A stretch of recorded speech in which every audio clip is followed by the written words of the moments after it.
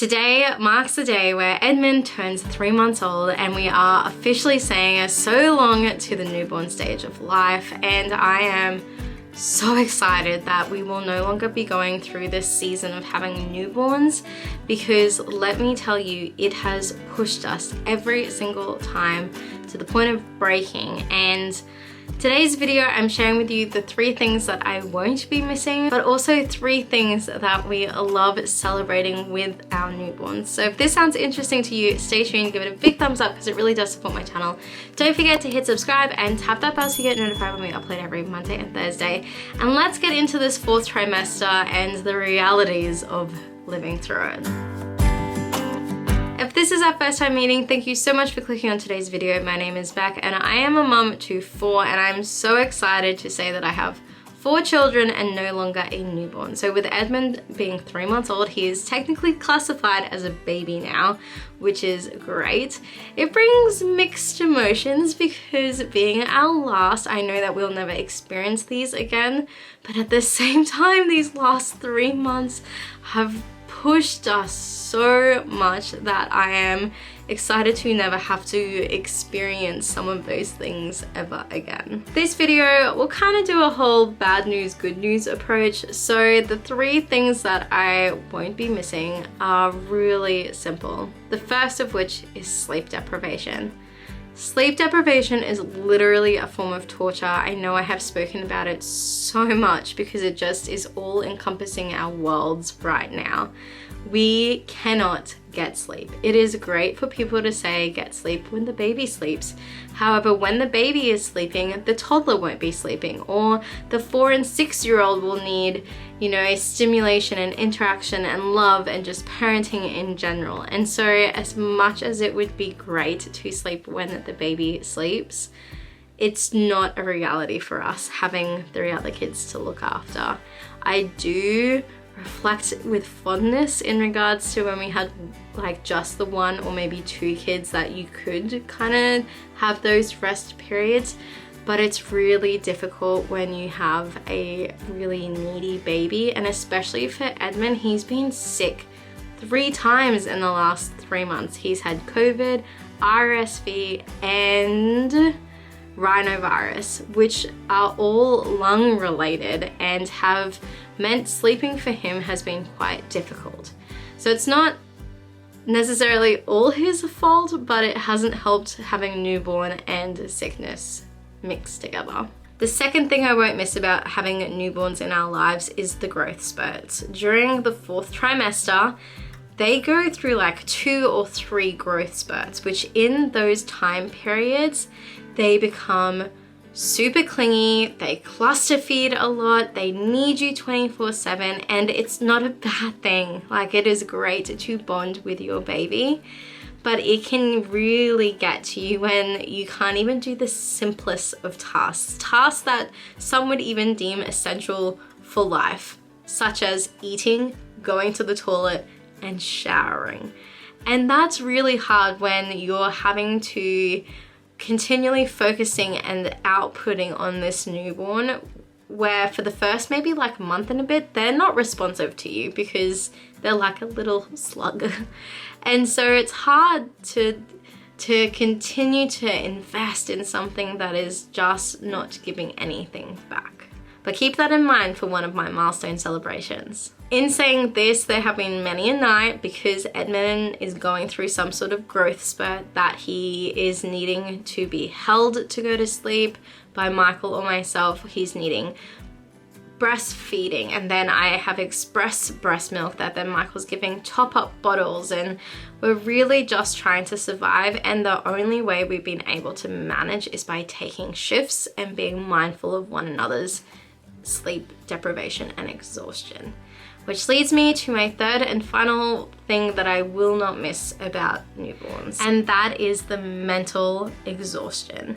Because your body is fatigued and you have someone needing you 24/7 relentlessly, it can really mentally tax you. And I've found as a mum, I'm already adjusting to so many other aspects of my life because I'm a mum and because I'm postpartum and because I'm trying to get my world into some sort of order. And then I have this newborn baby that doesn't understand any of it because they're a newborn baby and they're just uber demanding. And with our current age groups, it's so challenging because we had a 5-year-old, a 3-year-old, and an 18-month-old when Edmund was born, which means we have 3 kids who can't exactly logically reason. We've got an 18-month-old who is just 100% emotion with minimal English, who will get frustrated because he's not being understood.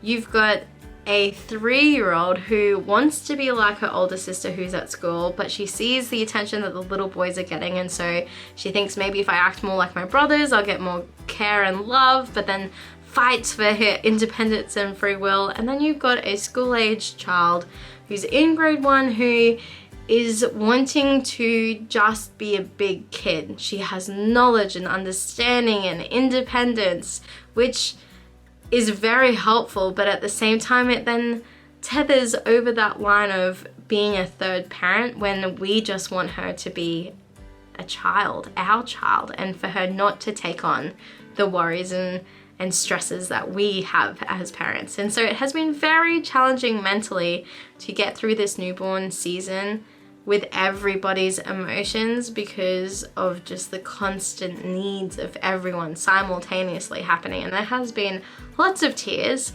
from children and parents in just navigating through the last 3 months. Now to the things that I will actually miss about not having a newborn in our lives, and the things that even with all of the hardships that I've mentioned, I cling to the fact that this is our last time and I'm just trying to soak it all in, and that is the newborn cuddles. There are so many times where I just look at him and feel like abundant love, so much love. And their little facial features, they look so angelic while they sleep. It's not until they wake up that you're like, whoa, there's your personality. But that is a moment that we'll never get to experience again unless we have grandchildren. But even then, it's not the same because they're not our kids. Over the last 3 months, we have experienced Edmund going through those growth spurts and learning new skills.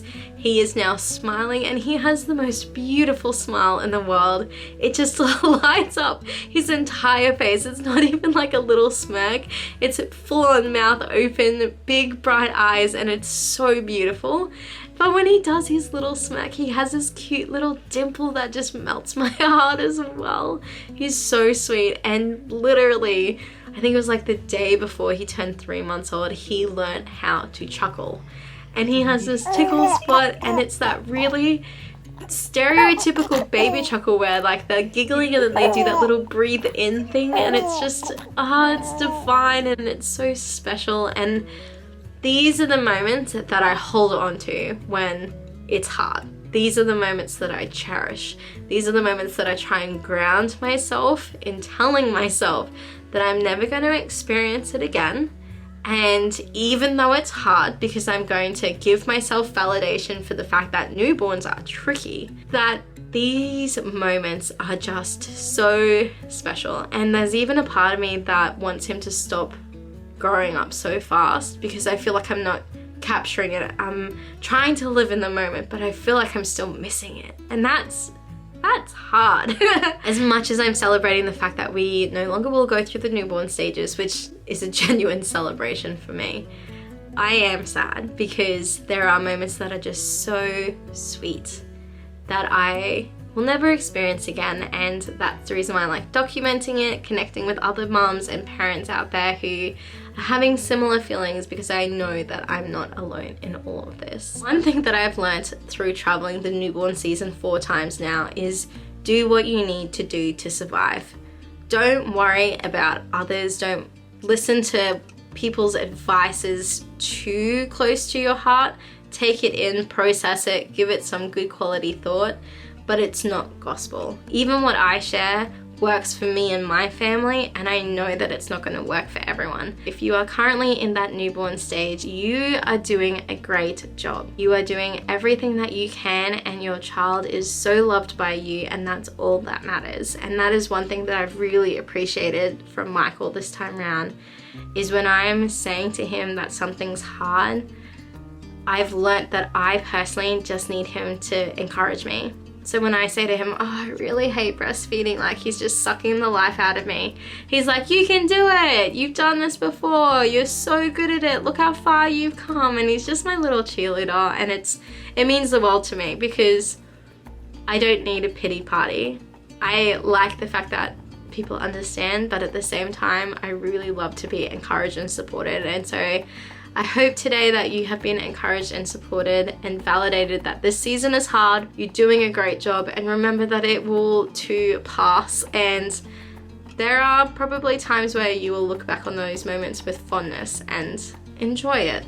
It really is a special time. So thank you so much for listening to my story and watching today's video. If you have enjoyed it, please give it a big thumbs up, because it really does support my channel. Don't forget to hit subscribe and tap that bell so you get notified when we upload every Monday and Thursday, because this parenting gig, it doesn't come with a rule book, we only have each other. And I'll see you in my next video. Bye.